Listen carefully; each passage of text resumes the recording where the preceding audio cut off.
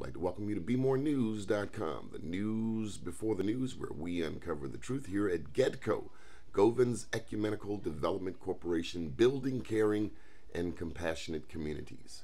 The one and only Mitch Posner. How are you, sir? Good, Donnie. How are you today? Good. This is the home base, huh? Yeah, this is where it all kind of happens here in the old parochial school behind the Holy Comforter Lutheran Church on York Road. But what we do here is we gather the resources to help people in need in Baltimore City. We provide affordable housing with supportive services to low-income people who are formerly homeless, who have mental and physical disabilities, or who are elderly and need a safe and secure place to live. So, how many people fall into that category? So we're currently housing about 425 people. Wow. 350 of them or so are at Stadium Place, which many of you know as the old Memorial Stadium, but we're providing housing and supportive services for low-income older adults in 4 buildings and with a bunch of support staff. And we're building a new building there, a very exciting building called the Greenhouse Residences, which is the first of its kind of a new form of a nursing home.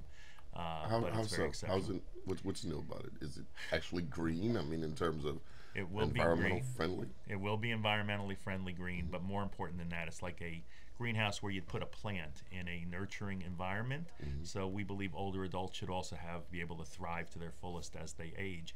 So this is a home. You walk in, you look at a living room with a fireplace, kitchen where the food's prepared right there, dining room. Everybody sits together at one table, and you can get up any time of the day you'd like and have whatever you'd like to eat for breakfast. And you can ask them to make your hamburger more well or more rare if you want. It's a very person-centered care. It is skilled nursing. There'll be nurses and doctors around, but everybody has their own private room with a private bath. It's under construction. We're doing hard hat tours. We'd love to have people come and see it, and we could use some financial support to finish the capital campaign. Okay.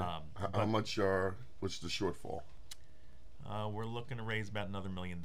We've got 9.5 already raised. So 9.5 mil? Yep, we've done pretty well. We've got a lot of support from the state, from the city, from the Weinberg Foundation, from other foundations. But we've raised about $1 million already from individuals, and we could use a second $1 million. Okay, and I guess that's where a Michael Shacklett has lent a helping hand. Michael Shacklett has helped with that. Michael's also helped with our general core operating expenses. It takes some doing to keep this group going. I would imagine. And to actually provide the services that we do. I'm going to take you across the street to see our food pantry and emergency financial assistance center called CARES. We have about 7,000 requests a year for help from that program. Wow. Yeah. We help about 4,000 families a year with food. About 450 avoid a utility cutoff. Another 250 avoid an eviction by helping them pay their rent. We help some people with prescription drugs, and we also have a employment mentoring program at CARES called CARES Career Connection. I have so many questions. So GEDCO goes back, what's the history? When did it begin? So we originated in the mid-'80s when 7 pastors from 7 local churches right here on York Road got together, and they saw a need for affordable housing for low-income, frail elderly.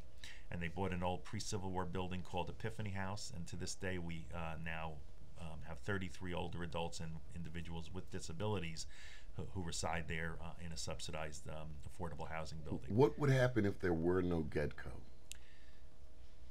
450 people or so who are currently housed in a safe, secure, nurturing and service-enriched environment would be out on the street. And what about unemployed? Well, our organization employs about 25 full and part-time individuals, not to mention a firm that we hired to do our property management and other people who benefit from supplies they provide us and so forth. So we have a major impact on it. Have any other church groups or groups of churches peeped the GEDCO model in terms of working cooperatively together in an ecumenical sense? Okay, so I think the ecumenical sense is pretty unique. I think the faith community in general does a lot of good work in many, many different ways. I know in West Baltimore, in Sandtown, for instance, BUILD, Baltimoreans United in Leadership Development. Yes. But we have a GEDCO, we have a BUILD. Are there any other church faith-based entities of your magnitude? Yeah, I really have to leave that to others to judge. I'm very proud of what we do, and I think it's a wonderful example of interfaith and ecumenical cooperation to help people in need. We all share the desire to help people in need through charitable acts, through for reasons of social justice. That's an interfaith core belief that brings us together with many things that might divide us, but that's an area that brings us together.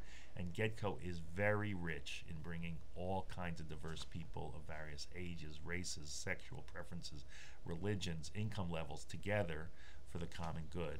And I have to ask you, has it been particularly tough during the past few years, say 4 or 5 years, say since the Bush administration, when you consider the wars that this country has been engaged in, when you look at the gas prices that have been off the hook, when you look at the heating oil prices that have gone through the roof, has the need increased over the past 3-4 years?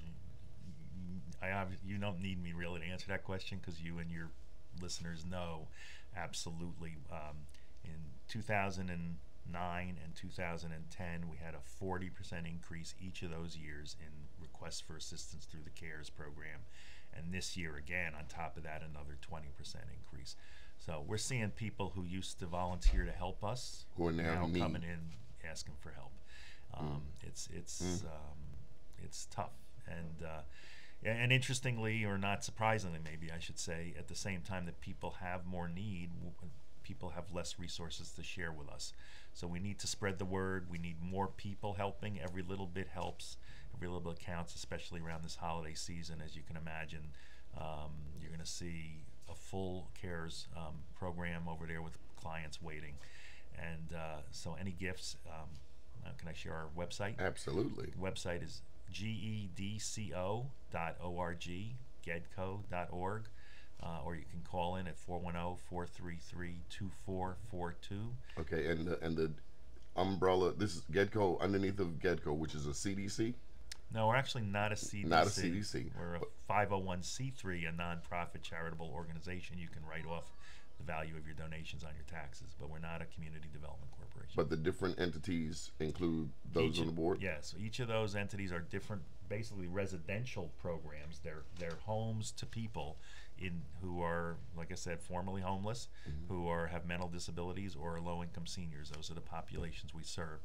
We have actually now 11 different buildings. That's Stadium Place. There are 4 buildings there, and there's 1 or 2 that have been added since that sign was made. Micah House, Hartford House, Gallagher Mansion, Epiphany House, CARES, Ascension Homes. Yes, all of those are ours. Okay. Well, let's go take the tour. Okay, thanks. All right, keep watching BeMoreNews.com, the news before the news, where we uncover the truth.